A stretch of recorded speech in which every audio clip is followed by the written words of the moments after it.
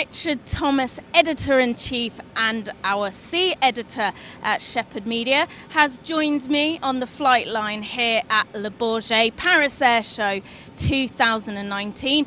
We're standing at the rear of the P-8A Poseidon that is currently in operation with the US Navy, as well as a wealth of countries that are expecting to get it delivered soon and are currently operating within the Asia-Pacific region.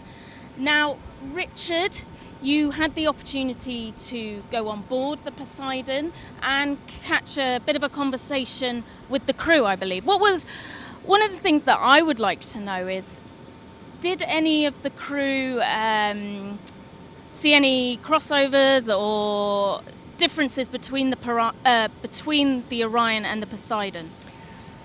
Interesting question. Yeah, no, I had a nice chat with the crew. Unfortunately, I wasn't allowed to do any recording on board, so obviously any pictures will just be of the exterior.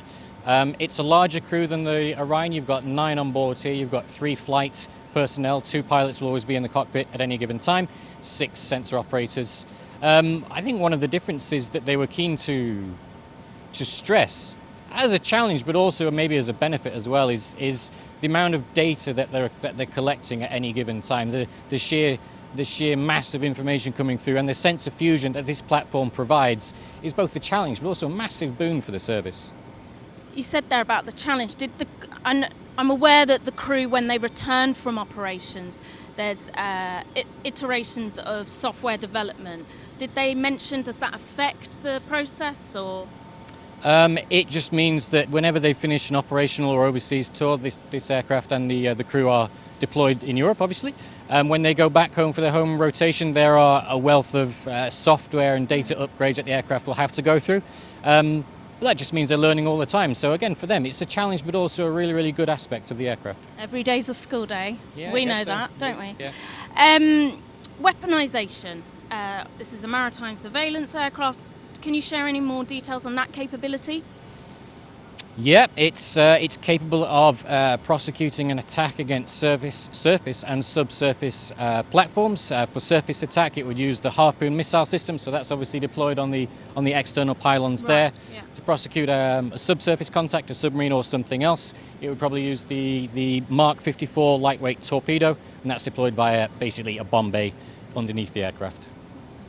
I caught up, Richard, with AAR Corporation. Now, last year, Q1, they were awarded an IDIQ contract for 7 years, and they are overhauling the Poseidons. Caught up with one of their senior executives to get a down low on that program. If there was any challenges with regards to the Orion and the Poseidon, like, was there a changeover? Because obviously, as you well know, the Orion, obviously, it could fly lower, I believe, so it was a lot more closer to the ocean, so sea salt water corrosion. So got an update from him on any overhaul challenges and the continued program that they will be working on with the US Navy. So one of the main things that we've done is we've got shorter span than some of the historical visits, so we're helping the US Navy in terms of readiness. So the most important thing that we can do is bring an aircraft in and get it out on time, so that the Navy can schedule their pilot crews, so that they can make sure that they've got the right amount of readiness for the fleet, because it's such a critical asset. The other thing that we're doing is, because we're uniquely situated in Indianapolis, where we have a large engineering workforce, we're actually working on improvements to the interior of the aircraft to help the crews be more effective and more ergonomic in their job duties, and actually designing some custom modifications just to make the life of the airmen a little bit easier. With all the uptime and the mission time that these aircraft have on station, you see a significant amount of wear on the exterior of the aircraft. All the paint needs to be redone. Some of the markings are somewhat illegible. And as you can imagine, with all the things that they do inside the aircraft, there's a significant amount of wear and tear on the interior as the crews are busy about their job duties. We're in a competitive situation with Boeing. We won a portion of the program, Boeing won a portion of the program, and every year at the end of the year, we take score, and the guy with the best score gets the most airplanes. So I fully intend that we're going to get the most airplanes. Richard, just a final thought from you. You've had a great look at all the platforms on display. I know there's some other maritime and surveillance aircraft. Was there anything that the crew maybe suggested or felt that they could benefit from that other capabilities have? I mean, notably, obviously we're stood at the back of the aircraft, so notably you see there is no mad boom. That's a magnetic anomaly detection boom. A very, very useful piece of kit used for detecting submarines.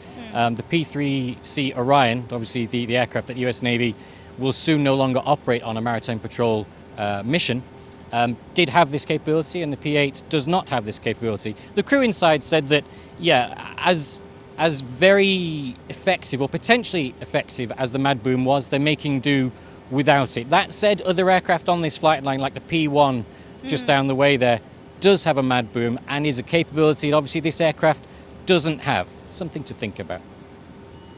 For all our coverage here at Le Bourget Paris Air Show 2019, please visit our website shepherdmedia.com.